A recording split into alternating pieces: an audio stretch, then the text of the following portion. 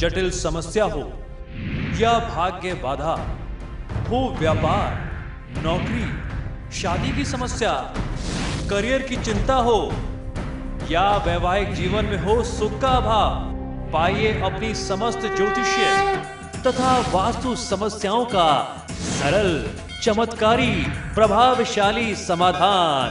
एक जाना माना और विश्वसनीय नाम, आचार्य पंडित श्री वैभवनाथ शर्मा जी, काशी के 400 वर्ष पुराने प्रतिष्ठित और अंतरराष्ट्रीय ख्याति प्राप्त राज ज्योतिषी परिवार की 8वीं पीढ़ी के ज्योतिषी और वास्तु शास्त्री आचार्य पंडित श्री वैभवनाथ शर्मा जी के द्वारा व्यक्तिगत या फिर फोन पर अपॉइंटमेंट लेने के लिए कॉल करें 9818300146, 9990724131 या फिर ईमेल करें sharma.vaibhav@gmail.com पर।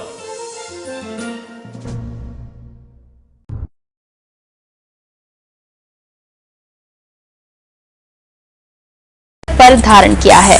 नागदेव भोले बाबा के प्रिय हैं, इसलिए सावन में नाग पंचमी मनाई जाती है। और जिनकी कुंडली में काल सर्प दोष या फिर पितृदोष होता है, नाग पंचमी के दिन नागदेव की पूजा अर्चना करके इन दोषों को दूर किया जा सकता है। कैसे होंगे ये दोष दूर, बताएंगे आपको। साथ ही बताएंगे वो दिव्य और अचूक मंत्र जिसका जब आपको दिलाएगा काल सर्प योग से मुक्ति। तो हमारी इस खास पेश को शुरू करते हैं।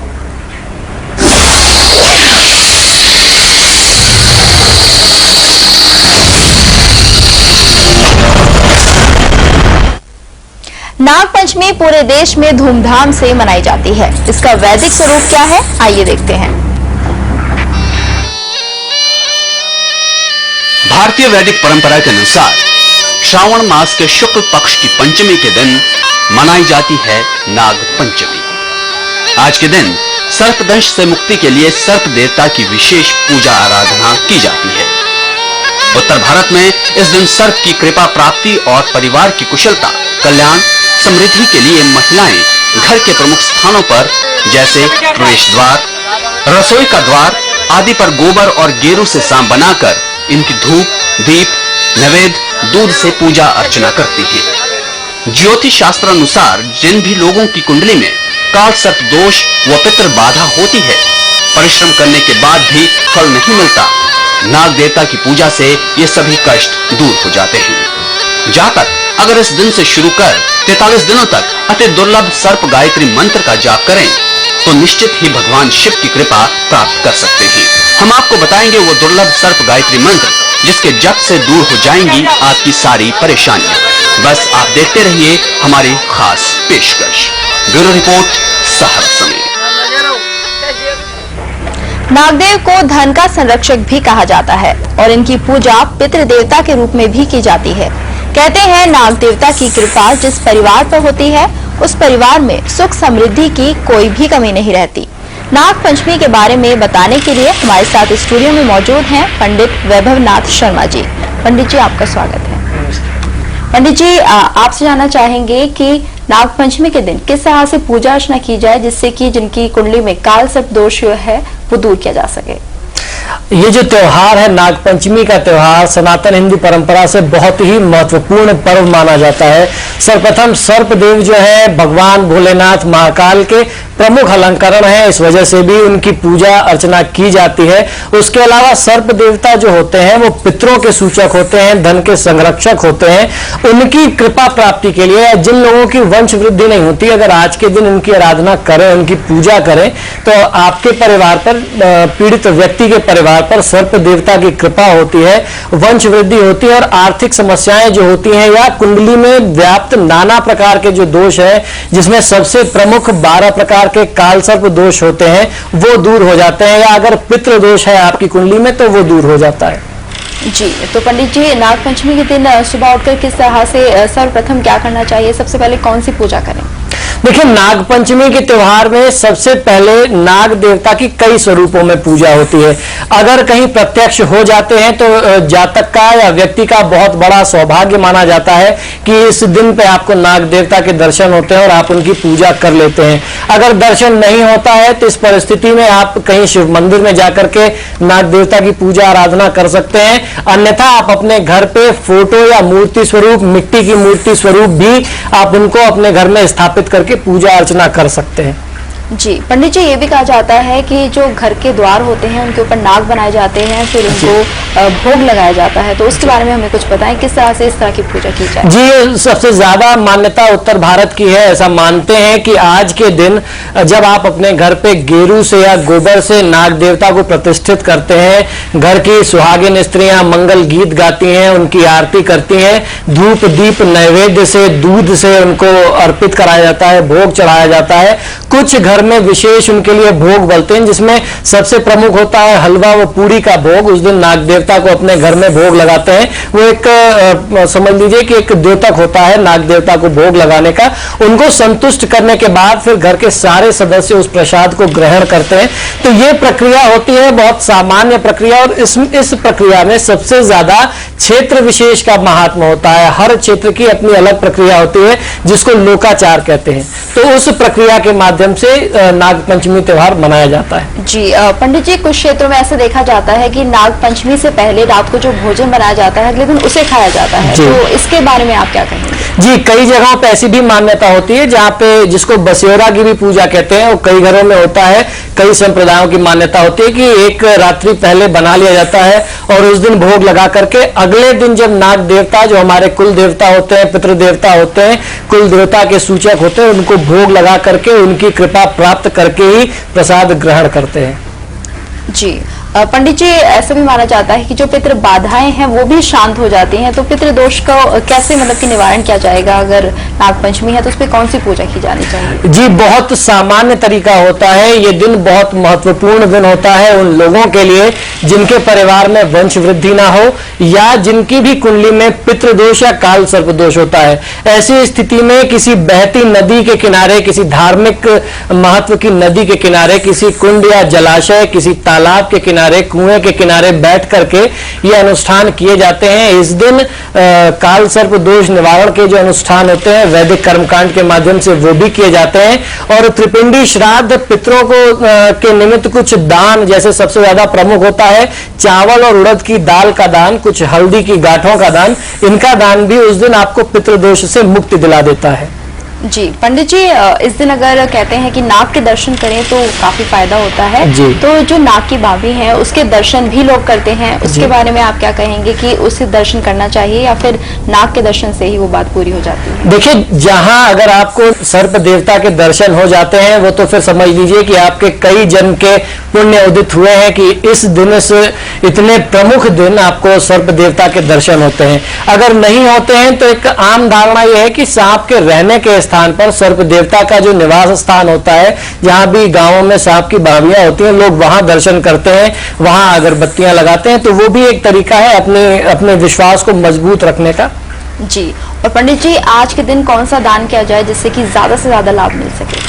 आज के दिन दूध और लावे का दान सबसे ज्यादा होता है, और उसके साथ साथ आज के दिन अगर किसी गरीब को भरपेट भोजन कराया जाए, जो राहु का द्योतक होता है, राहु का सूचक होता है, अगर वो कराते हैं, कुछ सरसों के तेल से बना हुआ अनाज, अन्न, खाद्य पदार्थ, अगर वो किसी गरीब को भरपेट भोजन कराते हैं तो उससे भी बहुत अच्छा लाभ होता है। जी पंडित जी, जो काल सर्प योग है कहते हैं बहुत ही भयंकर योग इसे माना जाता है, तो आज के दिन क्या पूरी तरह से निवारण हो जाएगा इस योग? जी, आज का दिन साल भर का एकमात्र ऐसा दिन होता है कि काल सर्प योग एक ऐसा जटिल योग है, जिस भी जातक की कुंडली में आ जाए तो उस जातक का संपूर्ण विकास अवरुद्ध हो जाता है। उसकी आय कुछ नहीं हो पाती, उसके हर काम में बाधा आती है, परिवार में कलह क्लेश की स्थिति बरकरार रहती है, और जो उसकी व्यावसायिक स्थिति है, आर्थिक स्थिति है, निरंतर गिरती जाती है और वो व्यक्ति परेशान रहता है, आजीवन उम्र भर परेशान रहता है अपने झंझावातों में। तो आज का दिन बड़ा प्रमुख दिन माना जाता है। आज के दिन अगर आप काल सर्प योग के निमित्त कुछ दान करते हैं, राहु के निमित्त कुछ दान करते हैं, सर्प देवता को प्रसन्न करते हैं, तो आपको उसका बहुत अच्छा फल मिलता है। जी पंडित जी, ऐसा भी कहा जाता है कि काल सर्प दोष जो होता है वो हमेशा मतलब कि बुरा नहीं होता है। ये योग जो होता है कई बार ये आपको राजा तक बना देता है, तो उसके बारे में आप क्या कहेंगे? जी ऐसे जरूर योग होते हैं। जैसे काल सर्प योग होता है, उसी में कुछ ऐसे योग बन जाते हैं जो आपको उसका उल्टा प्रभाव दे देते हैं। उसमें कुछ विपरीत राजयोग भी बनते हैं, कुछ उसमें आंशिक काल सर्प योग भी होता है। जिस स्थिति में काल सर्प योग पूरी तरीके से प्रभावी नहीं हो पाता है, तब जातक को उसका बहुत उत्तम परिणाम मिलता है। जी पंडित जी, तो काल सर्प योग के बारे में हम बात करेंगे। फिलहाल यहाँ पे वक्त हो चला एक छोटे से ब्रेक का। ब्रेक के बाद आपको बताएंगे उन कामों की जिन्हें आपको बिल्कुल भी नहीं करना है, और बताएंगे एक दुर्लभ मंत्र जिसके जाप से दूर होगा काल सर्प दोष। ब्रेक के बाद आपका स्वागत है। आप देख रहे हैं हमारा खास कार्यक्रम, और इस वक्त हमारे साथ पंडित जी मौजूद हैं जो कि बता रहे हैं नाग पंचमी के बारे में। तो पंडित जी, यहाँ पर हम आपसे जानना चाहेंगे कि नाग पंचमी के दिन क्या नहीं करना चाहिए? देखिए, जैसे हम लोगों ने चर्चा की, ये त्योहार कृतज्ञता का त्योहार है। हिंदू सनातन परंपरा का कृतज्ञता दर्शाता हुआ ये त्योहार है। हम लोग हर पशु पक्षी, हर प्राणी के अंदर जिनमें जान है, उनके प्रति सम्मान रखते हैं। ये त्योहार उस चीज को हमारा दर्शाता है। आज के दिन ऐसा मानते हैं ये त्योहार उनके लिए समर्पित होता है। जैसे हम लोगों ने चर्चा की कि शेषनाग जी ने अपने मस्तक पर धरती का भार धारण किया हुआ है, तो आज के दिन सबसे ज्यादा बचाना चाहिए, धरती को खोदने का कार्य नहीं करना चाहिए। अगर आप अपने घर की मरम्मत कार्य कराना चाहते हैं तो आज का दिन बचाना चाहिए। किसी भी तरीके का निर्माण कार्य आज नहीं कराना चाहिए। और जैसे हम लोगों ने चर्चा की कि आज का दिन बड़े बुजुर्गों और पितरों से संबंधित होता है, तो आज के दिन किसी बड़े बुजुर्ग या अपने किसी पितर का, किसी चाचा ताऊ समान व्यक्ति का अपमान कदापि नहीं करना चाहिए। आज के दिन ब्राह्मण का भी अपमान नहीं करना चाहिए। जी पंडित जी, आपसे जानना चाहेंगे कि आपने बताया घर की मरम्मत नहीं करवानी चाहिए, क्या वजह है इसके पीछे? क्यों घर का निर्माण या मरम्मत रोक देनी चाहिए? देखिए, आज के दिन के पीछे एक वैदिक कथा है। ऐसा बताते हैं, ऐसा कथा का महात्म्य है कि एक किसान अपने खेत में काम कर रहा था और नागपंचमी का ही दिन था। उससे गलतीवश कहीं सांप की भांभी पे कुछ ऐसा कार्य हो गया जिससे उसके हाथ से सांप के बच्चों की मृत्यु हो गई, और उसके दोष के स्वरूप उसको सांप के परिवार की नाराजगी झेलनी पड़ी। सर्पदंश के कारण उसके पूरे परिवार को सांप ने डस लिया। परिवार की देहांत हो गया था उसके पूरे परिवार का।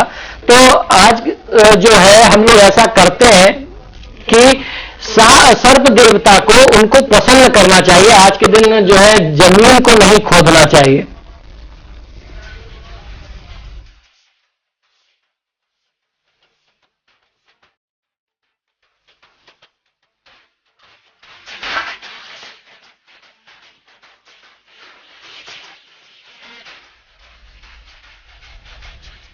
तो पंडित जी, जैसे कि आपने बताया कि आज के दिन धरती नहीं खोदनी चाहिए, इसके पीछे क्या कारण है? धरती क्यों ना खोदी जाए, और किस तरह से मतलब कि और क्या उपाय करने चाहिए जिससे कि जो काल सर्प है वो पूरी तरह से खत्म हो जाए? आज के दिन महामृत्युंजय मंत्र का जाप करना काल सर्प दोष निवारण के लिए सर्प गायत्री मंत्र, जो बहुत ज्यादा दुर्लभ है, अति दुर्लभ मंत्र है, सर्प गायत्री मंत्र का जाप करना आपको काल सर्प योग से, काल सर्प दोष से मुक्ति दिला सकता है।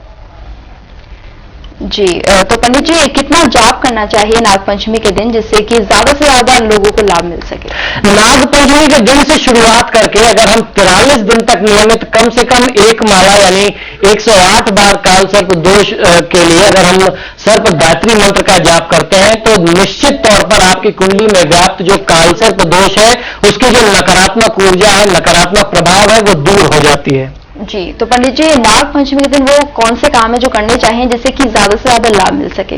आज के दिन नाग देवता की पूजा, भगवान शिव महाकाल की पूजा करनी चाहिए। ब्राह्मणी को अपने घर पर बुला करके उनको नाग पंचमी के दिन अपने यहाँ बुला करके सम्मान करना वो सबसे ज्यादा शुभ होता है। जी, पंडित जी, आपने भी बताया कि तांबे की जो अंगूठी होती है वो भी धारण करनी चाहिए, उससे क्या लाभ मिलेगा? देखिए, उसकी एक पूरी प्रक्रिया होती है। जब भी आप कालसर्प दोष निवारण का अनुष्ठान करते हैं, या तो ये अंगूठी उसमें सिद्ध कर लेनी चाहिए, अन्यथा आप स्वयं अपने हाथ से जब आप महामृत्युंजय मंत्र का जाप करें या सर्प गायत्री मंत्र का जाप करें, तो आप स्वयं उसको सिद्ध कर सकते हैं। और फिर अगर आप उसको भगवान शिव के समक्ष धारण करते हैं तो कालसर्प का जो दोष है वो स्वतः ही दूर हो जाता है। जी पंडित जी, यहाँ पर हम आपसे एक चीज और जानना चाहेंगे। जैसे कुछ लोगों को ऐसा होता है कि सपनों में सांप दिखते हैं अक्सर, तो उसकी वजह क्या होती है, क्या कारण होता है कि आए दिन उन्हें सांपों के सपने दिखते हैं? देखिए, ऐसी स्थिति में व्यक्ति तभी आता है जब उनके परिवार में कोई पितृदोष होता है, क्योंकि जैसे हम लोगों ने चर्चा की, सर्प देवता जो होते हैं वो पितरों के द्योतक होते हैं। तो कहीं अगर आपके परिवार में कहीं पितृ नाराज है या कहीं किसी समस्या में है, उनको आपके हाथ से कुछ वो अपने निमित्त दान चाहते हैं, कुछ अनुष्ठान चाहते हैं, कुछ कर्मकांड की प्रक्रिया चाहते हैं जिससे उनको शांति मिले, जिनसे उनको शक्ति मिले, तो तभी वो दर्शन देते हैं। वो एक समझ लीजिए कि वो एक उनकी तरफ से आपको एक सूचना होती है, एक सूचक होता है कि आपके पितृ आपसे नाराज है, वो आपसे अपने लिए कुछ चाहते हैं, कुछ दान, कुछ अनुष्ठान चाहते हैं। जी पंडित जी, आपने बताया कि पितृ कुछ आपसे चाह रहे हैं अगर आपको सपने में सांप के दर्शन होते हैं, लेकिन कई बार कुछ लोग इसे शुभ भी मानते हैं कि सांप के दर्शन होना अच्छा भी माना जाता है। निश्चित तौर पर अगर किसी व्यक्ति को स्वप्न में सर्प देवता के दर्शन होते हैं तो बहुत अच्छा लक्षण होता है, पितरों की कृपा का सूचक होता है और धन की प्राप्ति का बहुत उत्तम सूचक होता है। जब भी किसी व्यक्ति को कहीं से अचानक कोई बड़े धन की प्राप्ति होनी होती है तो स्वतः ही सर्प देवता के दर्शन हो जाते हैं। जी पंडित जी, आपने एक उपाय ये भी बताया है कि नाग पंचमी के दिन नाग नागिन को बंधन मुक्त कराएं, तो इसका क्या कारण है, क्या वजह है इसके पीछे? देखिए, आज के दिन अगर आप नाग नागिन को बंधन मुक्त करते हैं तो उनकी कृपा आपके परिवार को मिलती है। जैसा हम लोगों ने अभी कार्यक्रम में चर्चा किया कि नाग और नागिन जो है भगवान शिव, भगवान महाकाल के देवादिदेव के सबसे प्रमुख अलंकरण है, तो उनको मुक्त करने से भगवान शिव की कृपा प्राप्त होती है, भगवान शिव आप पर प्रसन्न होते हैं और आपके जो भी कष्ट है, जो भी बंधन है, वो तत्काल छूट जाते हैं। जी, और बंधन मुक्त से आपका क्या कहने का मतलब है, मतलब कि किस तरह से उन्हें बंधन से मुक्त किया जाए? देखिए, अक्सर हम लोग देखते हैं कि कुछ लोग उनको पकड़ करके कुछ व्यापार में लगे होते हैं, तो अगर उनको कुछ पैसा दे करके उनसे आप लेकर के अगर मुक्त कर देते हैं, कहीं जंगल में छोड़ दें, ऐसी जगह पे जहां दुर्गम स्थल में छोड़ दें, तो उनसे उनकी कृपा आपको, भगवान शिव की कृपा, सर्प देवता की कृपा, और सबसे बड़ी चीज है कि इस पृथ्वी के जो देवता है जिन्होंने अपने मस्तक पे धारण किया है, वह शेषनाग देवता की भी कृपा आपको प्राप्त होती है। जी पंडित जी, नागों की पूजा के लिए क्या कोई यंत्र या कुछ ऐसा मंत्र भी होता है जिससे कि जो नाग की पूजा की जा सके नाग पंचमी के दिन? जी, उनके लिए विशेष यंत्र भी आते हैं, उनके लिए वैदिक प्रक्रिया से बने हुए, वैदिक प्रक्रिया से निर्मित कुछ विशेष यंत्र भी होते हैं। और सबसे दुर्लभ है सर्प गायत्री मंत्र, जिस मंत्र के प्रयोग से आप उन मंत्रों को, उन यंत्रों को सिद्ध कर सकते हैं और उसका लाभ उठा सकते हैं। जी, और हम कालसर्प योग पर और भी चर्चा करेंगे। फिलहाल वक्त है आप एक छोटे से ब्रेक का, लेकिन आप बने रहिए हमारे साथ, जल्द हाजिर होते हैं।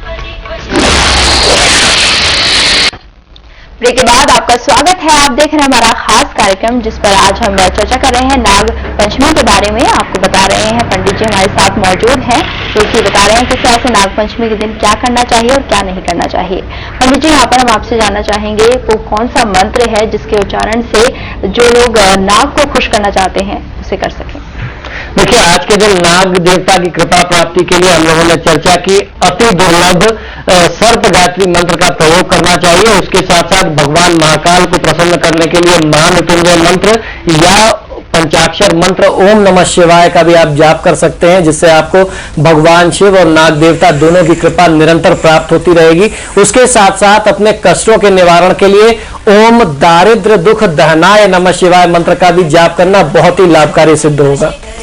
जी पंडित जी, जो गायत्री मंत्र है, सर्प गायत्री मंत्र, उसका उच्चारण एक बार आप करके बता दीजिए किस तरह से उसका जो अति दुर्लभ सर्प गायत्री मंत्र है, इस मंत्र को आज से नाग पंचमी के दिन से शुरुआत करके अगर आप 43 दिन तक करते हैं तो आपको बहुत उत्तम परिणाम मिलते हैं। यह मंत्र इस प्रकार है, ओम नवकुल नागाय विद्महे विषदंताय धीमहि तन्नो सर्पः प्रचोदयात्। एक बार आप पुनः सुन लें। ओम नवकुल नागाय विद्महे विषदंताय धीमहि तन्नो सर्पः प्रचोदयात्। इस मंत्र को जाप करने के बाद 108 बार आप इस मंत्र का जाप कर लें। संभव हो तो रुद्राक्ष की माला से ही जाप करना चाहिए। उसके बाद आप सर्प देवता पर दूध में थोड़ा सा लावा मिला करके अगर आप अर्पित करते हैं, उससे उनका अभिषेक करते हैं, भगवान शिव का अभिषेक करते हैं, तो निश्चित ही आपको उनकी पूरी कृपा की प्राप्ति होती है। जी पंडित जी, कई बार ऐसा होता है कि कुछ लोगों के हाथ से नाग की हत्या हो जाती है। ऐसे में कहते हैं कि काफी पाप लगता है, तो उसके निवारण के लिए क्या करना चाहिए? या कुछ ऐसा भी होता है कि जो नाग हैं वो बदला लेने के लिए आते हैं, क्योंकि कुछ मान्यताएं ये भी कहती हैं कि अगर नाग की हत्या की जाए तो बदला जरूर लेते हैं। जी, ये त्योहार, आज का त्योहार जो है हमारा नाग पंचमी का त्योहार, इस पे ज्यादा विशेषकर डिपेंड करता है, क्योंकि इसकी शुरुआत भी इसी उससे हुई थी। एक बार एक किसान से सांप के परिवार की हत्या हो गई थी, जिसमें से एक बचे हुए सांप ने उस किसान के पूरे परिवार को समाप्त कर दिया था। सर्पदंश झेलना पड़ा था उस किसान के पूरे परिवार को। सिर्फ एक कन्या बची थी जो भगवान शिव की भक्त थी, भगवान शिव की पूजा आराधना करती रहती थी, तो भगवान शिव की कृपा से उस कन्या के प्राणों की रक्षा हो पाई थी।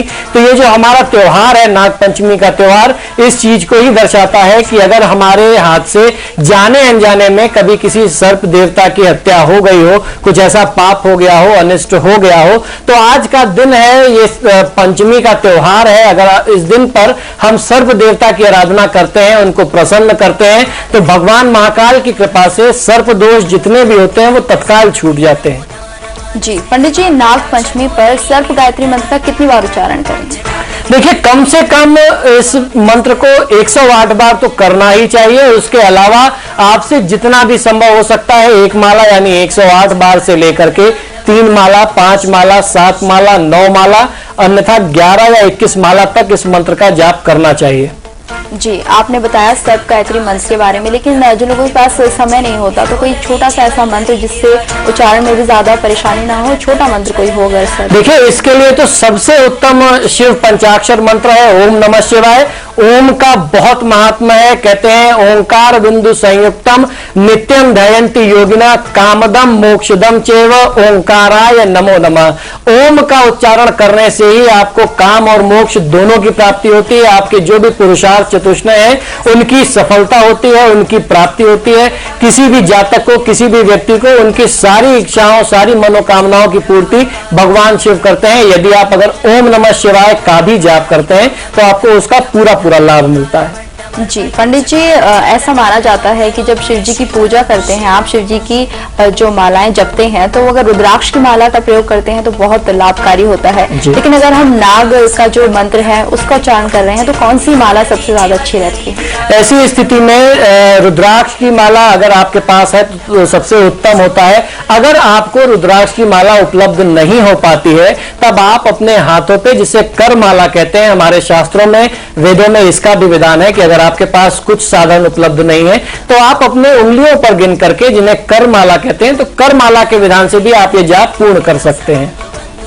जी, तो पंडित जी, जिन लोगों को पितृ बाधा है या फिर कोई कालसर्प दोष है, तो आज के दिन विशेष पूजा के तौर पर क्या समय सबसे उपयुक्त कौन सा रहता है? शाम के टाइम पूजा करनी चाहिए या फिर सुबह पूजा करनी चाहिए? देखिए, नाग पंचमी का पूरा दिन, जब तक पंचमी रहती है तो पूरा दिन जो है वो पंचमी से है। तो आज के दिन आप किसी भी समय पूजा आराधना करें तो आपको पूरा फल मिलेगा। पितृदोष से जिन लोग ग्रसित हैं उनको आज के दिन कोई धार्मिक पुस्तक, एक छोटी सी सामान्य धार्मिक पुस्तक, एक जोड़ा जनेऊ, दही, चीनी, चावल के साथ साथ कुछ दक्षिणा, कुछ पीले वस्त्र, 5 गांठ हल्दी की 5 पीली मिठाइयों के साथ किसी गरीब ब्राह्मण को दान करना चाहिए। आपके जो भी पितृ देवता हैं वो तुरंत प्रसन्न हो जाएंगे। जी पंडित जी, जो ऐसा माना जाता है कि जो चांदी का नाग का जोड़ा भी अर्पण किया जाता है भगवान को, उसका क्या महत्व है, क्या मान्यता है उसकी? देखिए, चांदी का, सोने का या तांबे का भी लोग करते हैं अपने सामर्थ्य अनुसार। जो भी आपसे बन पाता है करना चाहिए। ये कृतज्ञता है कि अगर आपसे जाने अनजाने कोई गलती हो गई है, सांप देवता के प्रति, सर्प देवता के प्रति कोई पाप हो गया है या आपकी कुंडली में काल सर्प दोष है, तो जब भी आप नाग नागिन का जोड़ा अर्पित करते हैं, ये शिव मंदिर में ही होता है, शिवलिंग पर, और संभव हो सके तो किसी प्राण प्रतिष्ठित मंदिर में जाएं, कहीं किसी द्वादश ज्योतिर्लिंग में से किसी स्थान पर जाकर के करते हैं तो इस प्रक्रिया को करने से आपकी कुंडली में व्याप्त जो भी दोष है, सर्प देवता के जो भी दोष है, वो तत्काल छूट जाते हैं। जी पंडित जी, तो आप हमारे स्टूडियो में आए, इतनी ज्यादा अच्छी जानकारी हमें दी, इसके लिए आपका बहुत बहुत धन्यवाद। और इसी के साथ हमारे इस खास कार्यक्रम में आज इतना ही, लेकिन जाते जाते आपको दिखाते हैं कि आपको नागपंचमी के दिन क्या करना चाहिए और क्या नहीं करना चाहिए।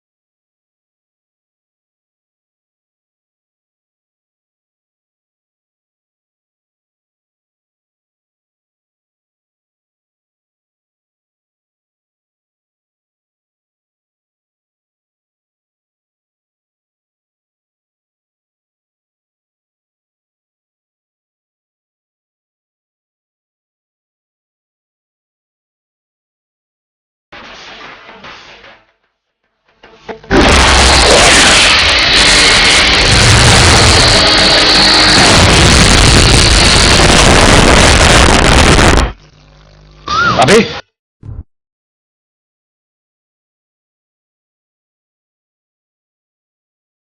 जटिल समस्या हो या भाग्य बाधा हो, व्यापार, नौकरी, शादी की समस्या, करियर की चिंता हो या वैवाहिक जीवन में हो सुख का अभाव, पाइए अपनी समस्त ज्योतिषीय तथा वास्तु समस्याओं का सरल, चमत्कारी, प्रभावशाली समाधान।